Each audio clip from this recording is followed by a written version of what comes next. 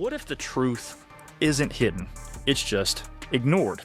Hey folks, it's Travis, host of the T-Carp channel and the Sasquatch Awareness project. And I've got one question for you. Are you ready to challenge everything you thought you knew? Mark your calendars, guys. August 22nd and 23rd, Cave City, Kentucky. SpiracyCon is where truth seekers, survivalists, skeptics, and the curious converge. And I'll be there, representing both sides of what I do, the grounded reality of survival and the unexplained truth that won't stay buried. I'll be sharing real survival strategies, insights from cutting-edge stuff, and pulling back the veil on the truth about Sasquatch. Not the hype, not the hoax, the data, the encounters, and the legacy. My father left behind more than stories. He left behind the truth. Now it's my turn to carry it forward. This isn't just a conference, it's a call to awareness. Get your tickets, pack your questions, and come find the truth with me. SpiracyCon, August 22nd and 23rd, Cave City, Kentucky.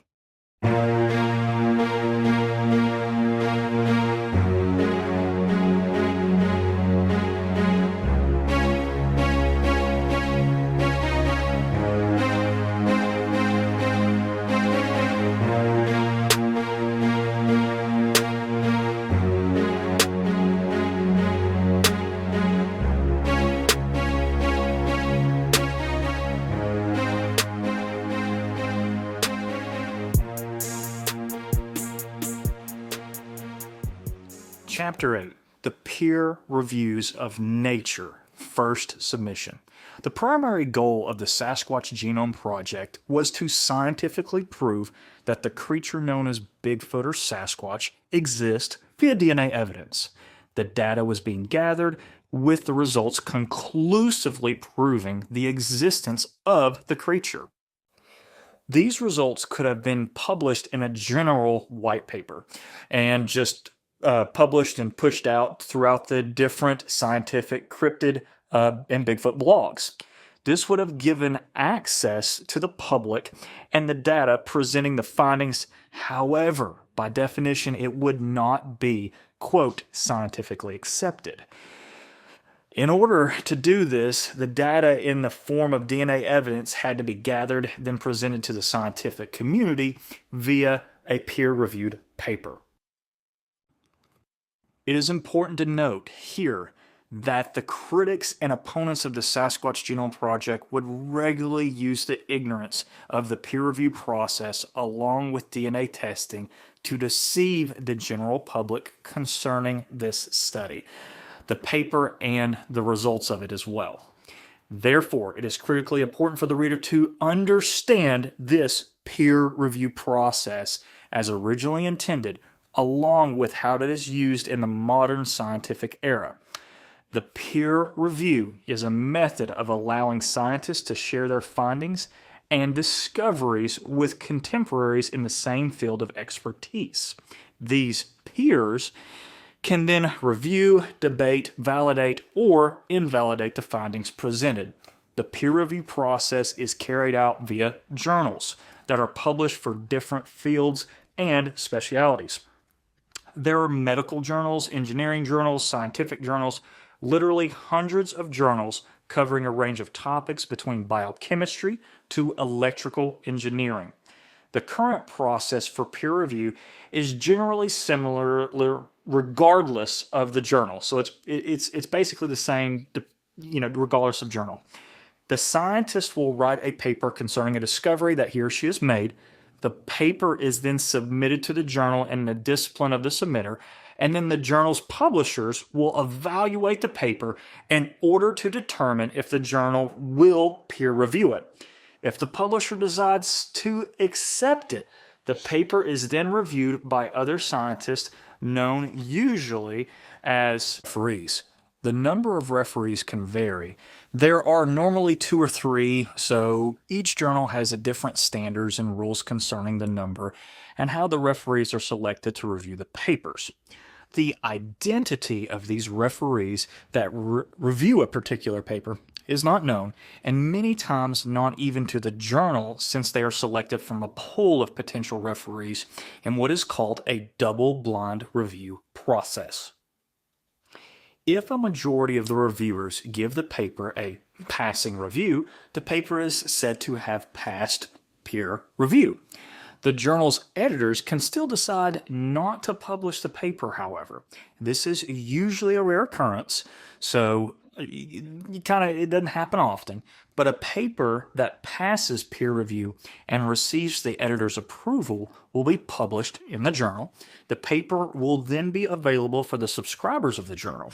This will lead to the debate, attempted replication of the results, studies that will collaborate the findings, or, in some cases, studies that will refute the findings. It is important to understand that a paper passing peer review does not make the findings in the paper a scientific fact. A passing peer review is the initial step in the process. The publication places the paper, along with its findings, into the arena of ideas. It could take years of debate, collaborating, studies, and general agreement before a theory is accepted by the majority in that field of expertise as scientifically proven or by consensus accepted. Many commonly accepted scientific facts we recognize today were never peer-reviewed, while other peer-reviewed, quote, facts that were widely accepted have been proven false with time. In the modern era, the peer review process has been corrupted. It is now used by the gatekeepers to exclude evidence that goes against the accepted dogma of the discipline. It is no longer a method to bring new discoveries to the scientific community. It now protects the status quo, allowing just a small minority control the version of the truth they want disseminated. This was definitely evident in the Sasquatch genome study. However, there are other examples of the suppression of the truth. Robert Lindsay, though having never spoken to Dr. Ketchum, was a critic of her personality.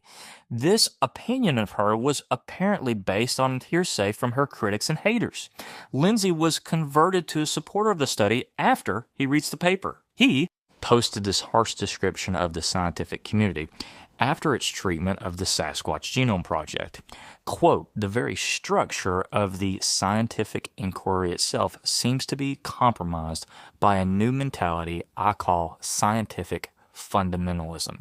Scientific fundamentalism, which almost all modern scientists practice, elevates science into a religion itself. The revealed truths are whatever scientific consensus is. Anything attempting to overthrow consensus is treated as apostasy or heresy, as in religion. I am surprised the scientists have not tried to kill some of the fringe science guys who are trying to topple these idiotic edifices of consensus.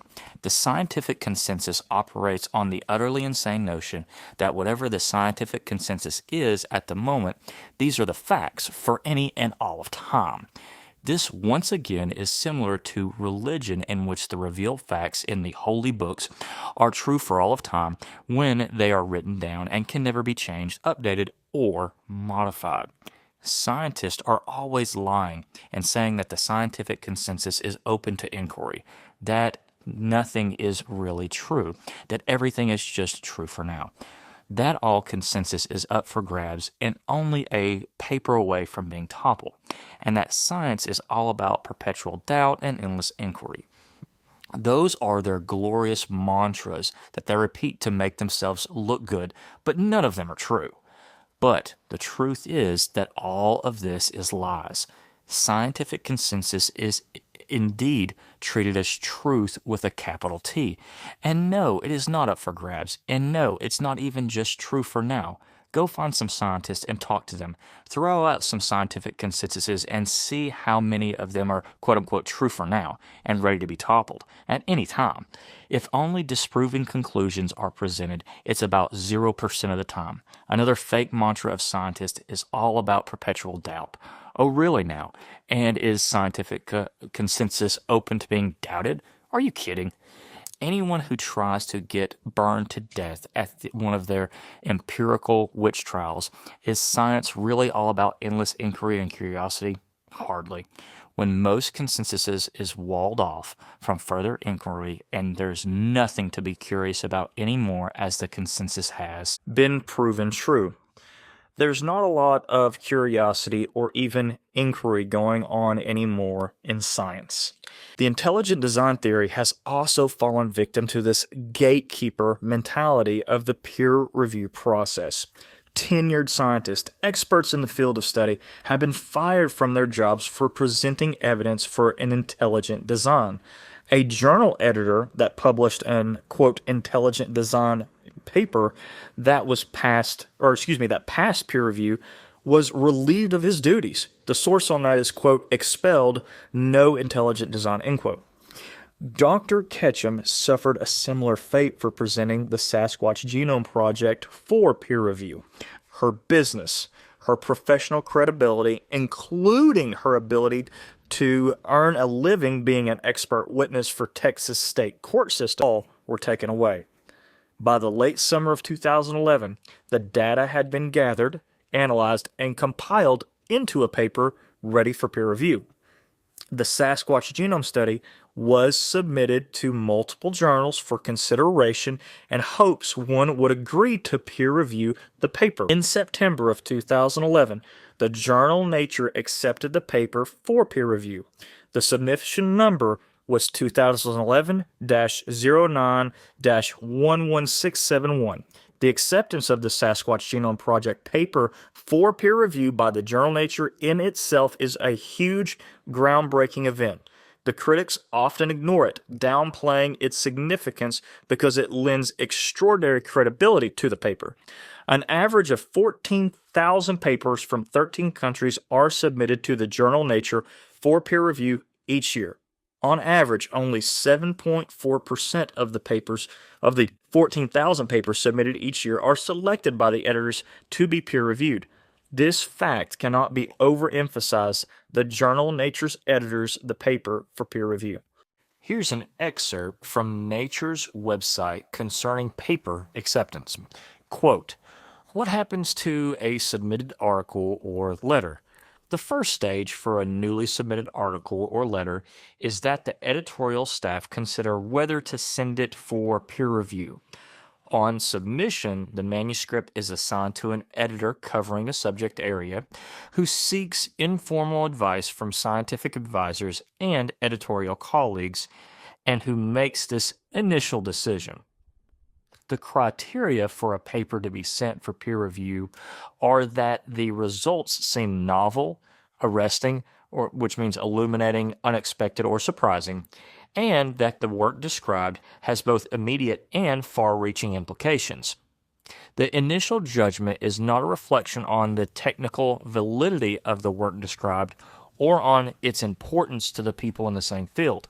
Special attention is paid by the editors to readability of submitted material.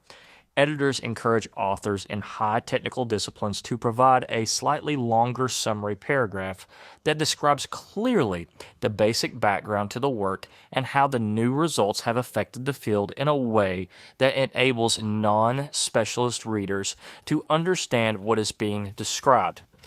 Editors also strongly encourage authors in appropriate disciplines to include a simple schematic summarizing the main conclusion of the paper, which can be published with the paper as supplementary information.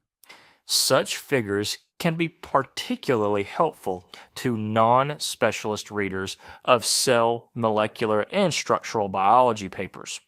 Once the decision has been made to peer review the paper, the choice of referees is made by the editor who has been assigned the manuscript, who will be handling other papers in the same field in consultation with editors handling submission in related fields when necessary. Most papers are sent 2 or 3 referees, but some are sent 2 or more, occasionally just 1. Once the paper was accepted, everyone in the study was under what is called an embargo.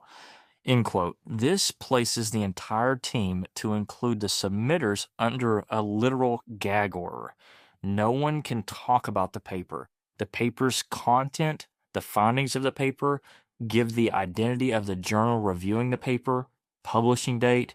Absolutely nothing can be discussed publicly concerning the paper. The nature of the embargo policy is strict. Violation of this policy will cause Nature to decline to publish regardless of passing peer review. The following is Nature's embargo policy. Quote, the reader may think that this issue is being overemphasized. However, the knowledge of these policies will be vital for the reader to understand upcoming chapters, events, and decisions made by the Sasquatch Genome Project team. The Nature embargo policy communication with the media material submitted to Nature must not be discussed with the media, except in the case of accepted contributions, which can be discussed with the media only once the publication date has been confirmed and no more than a week before the publication date under our embargo conditions. We reserve the right to halt the consideration of publication for a paper if the condition is broken. Each week, Nature produces and distributes a press release summarizing the content of the following week's publication. Journalists are given the names of corresponding authors, together with phone and fax numbers and email addresses. They are also given access to the full text of the selected papers on the Friday before the publication. The content of the press release and papers is embargoed until the evening before the Thursday of publication. Nature believes that its embargo serves scientists, journalists, and the public. Our policy is to release information about our content in a way that provides fair and equal access to the media, allowing them to provide informed comment based on the paper that is to be published. Authors and their institutions' press offices are able to then interact with the media in a well-ordered fashion ahead of publication and benefit from the subsequent coverage. Furthermore, the benefits of peer review by journals as a means of giving journalists confidence in new work are self-evident. Premature release to that media denies them that the confidence as well as the ability to obtain informed reactions. For all these reasons, and like several other journals, Nature has refused to publish papers prematurely released to the press. Journalists who break our embargoes have been removed from the press release circulation list, and we shall continue to use this sanction when appropriate. The source for that is nature.com. So, ignorant of the peer review process, a majority of the Bigfoot and cryptid community grew extremely impatient. See the Exhibit 12, the instant gratification sentiment. So the instant gratification sentiment that is so prevalent in today's society was on full display. Bloggers demanded immediate results, along with radio hosts accusing the team of delaying the study because of the norm.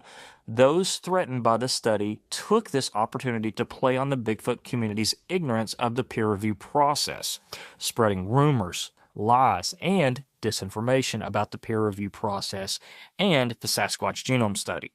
With the constant barrage of disinformation, rumors, and lies swirling around, Sally Ramsey, a Sasquatch Genome Project team member, posted the following, quote, lots of people have been recently wondering about the process of publishing scientific papers.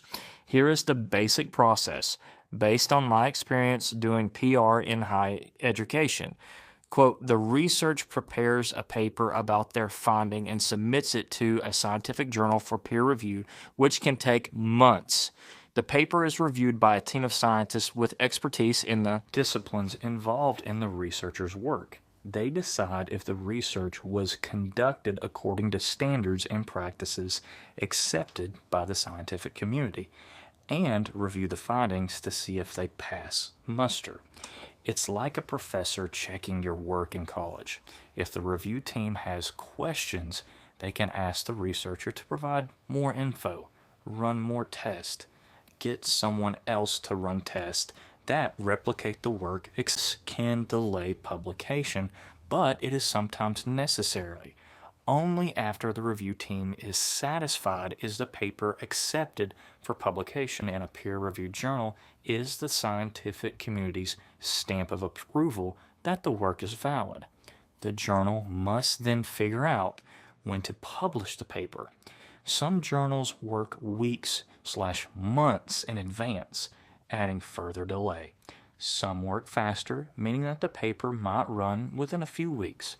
At some point, the researcher is notified that they have a pub date. In my experience, you often only know about 3 weeks out when your paper will be published. Once there is a pub date, the researcher, typically university-based, works with their campus PR folks and the journal editors and PR staff to be sure that images are prepared for publication, news releases are written and reviewed, and everyone is prepared for the announcement. If the news is huge, the researcher will be interviewed by the scientific media or the embargo that week before the pub date. Journals publish on Fridays, and most embargoes lift on Thursday afternoons.